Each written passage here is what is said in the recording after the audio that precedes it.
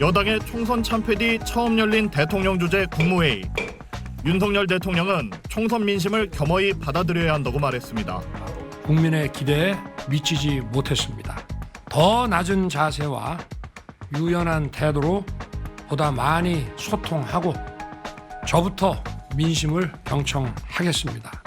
이어진 비공개 회의에서 윤 대통령은 총선 민심을 사랑의 회초리에 비유하며 국민의 뜻을 잘 살피고 받들지 못해 죄송하다고 사과했다고 대통령실은 밝혔습니다. 선거 결과는 당의 선거운동을 평가받는 것이지만 정부의 국정 운영에 대한 평가이기도 하다며 국민의 매서운 평가를 받은 것으로 받아들인다고 말했다고 대통령실은 덧붙였습니다. 대통령의 사과는 생중계된 육성 메시지 대신 국무회의 종료 뒤 참모를 통해 전해졌습니다. 대국민 메시지는 물가 관리와 고금리, 경기회생, 청년 지원 등 분야별로 정부의 노력이 국민에게 잘 전달되지 않았거나 체감하지 못한 부분에 대한 반성으로 채워졌습니다. 국민들께서 체감하실 만큼의 변화를 만들어내는데 모자랐다고 생각합니다. 그러면서 그 원인으로 소통 부족을 꼽았습니다. 대한민국의 미래를 위한 구조개혁은 멈출 수 없다며 노동, 교육, 연금 3대 개혁과 의료개혁은 계속 추진하겠다고 강조했습니다. 민생 안정을 위해 필요한 예산과 법안은 국회에 잘 설명하고 더 많이 소통해야 합니다. 국회와의 협력을 언급했지만 야당과의 협치나 영수회담 언급은 없었습니다. 12분간 이어진 발언에서 윤 대통령은 민생과 민심을 14차례 언급하며 몸을 낮췄습니다. 향후 쇄신 방향은 민생을 강조하는 국정 방향은 유지하면서 소통 방법 등을 개선해 나가는 방식이 될 거라고 대통령실은 설명했습니다. SBS 윤나라입니다. 오늘 오전 국무회의 모두 발언을 통해 총선 패배에 대한 입장을 밝힌 윤석열 대통령. 이번 총선을 통해 나타난 민심을 우리 모두 겸허하게 받아들여야 합니다.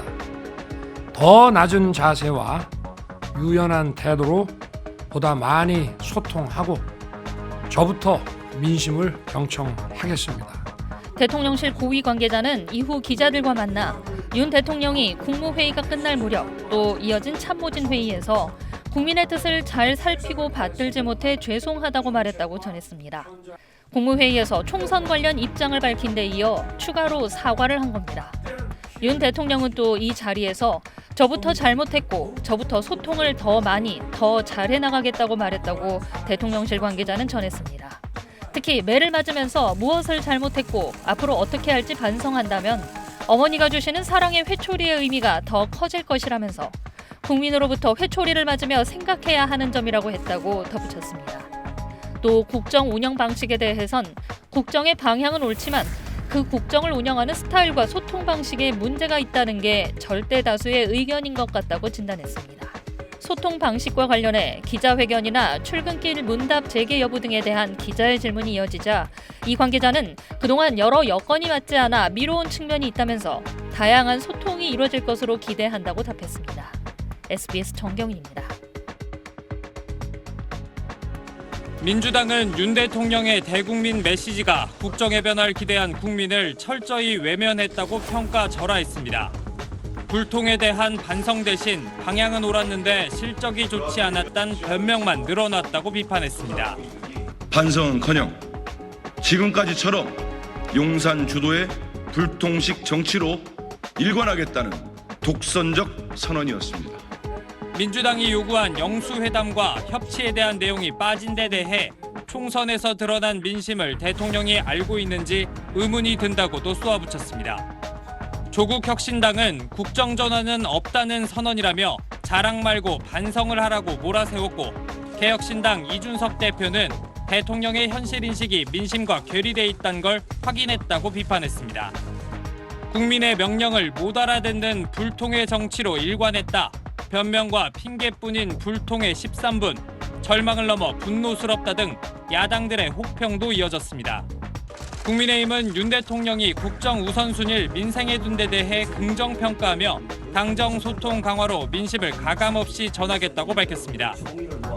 국정의 우선순위는 첫째도, 둘째도, 셋째도 오직 민생이라는 제1의 원칙에는 변함이 없었습니다. 하지만 여당 내에선 총선 참패에도 무엇이 문제인지 인식 못하고 있다는 지적에 소통 방식의 변화를 촉구하는 목소리도 나왔습니다. 뭐 이것만으로 충분하진 않죠. 당연히 구체적인 정치적 행위로 나아가야 될 거라 보고 대표적으로 여당과의 협치 이런 것들이 그 심층적인 질문이 왔다 갔다 할 수 있는 그런 기자회견을 정기적으로 하셔야 된다고 생각합니다. 총선 참패에 대한 여당 일각의 용산 책임론이 여전한 가운데 대통령의 대국민 메시지를 놓고도 기대와 실망이 엇갈리고 있습니다. SBS 안희재입니다. 네, 그럼 용산 대통령실 취재기자를 연결해서 오늘 대통령의 발언 더 짚어보겠습니다.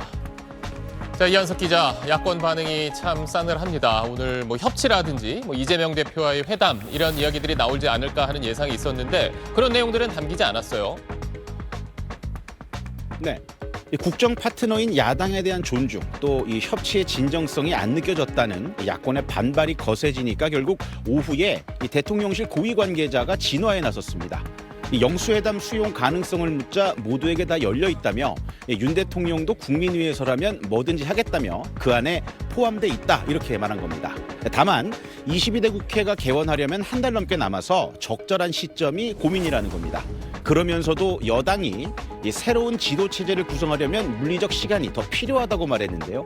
이 민생법안 처리를 위해서 여야를 만나긴 하겠지만 이 야당 대표와의 단독 영수회담 형식은 아니라는 뜻으로 읽히는 대목입니다. 자, 그러면서 윤 대통령이 앞으로는 더 소통하겠다 이런 뜻을 밝히긴 했는데 어떻습니까? 대통령실의 변화 조짐이 보입니까? 네, 윤 대통령은 매서운 평가의 본질은 소통을 더 하라는 거라고 말했다고 고위 관계자는 전했습니다. 그러면서 이 그동안 소통 방식을 놓고 많은 고민을 했던 만큼 언론과도 다양한 소통이 이뤄질 걸 기대한다고 말했습니다. 다만 기자회견이 될지 중단된 출근길 문답을 재개할지는 밝히지 않았습니다. 이 국민과의 소통도 중요한 만큼 민생 토론회는 이어나갈 거라고 말했습니다. 그리고 총선 참패 이후에 총리와 대통령실 참모들이 사의를 밝히면서 후임으로 좀 여러 사람들의 이야기가 나오고 있는데 아직 결정이 안 된 겁니까? 네. 당초 대통령 비서실장의 원희룡 전 장관, 또 국무총리의 권영세 의원이 유력하게 거론됐는데 지금은 원점에서 재검토하고 있는 걸로 전해졌습니다. 이 대통령실 고위 관계자는 언론 등에서 지적한 부분을 감안하고 있다 이렇게 말을 했습니다. 친윤 인사들이 다시 전면에 나설 경우 인적 쇄신과 반성의 이미지는 퇴색이 되고 또 불통일한 야권 반발을 불러올 수 있다는 점. 여기에 총리는 국회 인준 절차를 거쳐야 한다는 현실적 문제 때문에 시간이 걸리더라도 신중히 하겠다는 겁니다. 지금까지 대통령실에서 전해드렸습니다.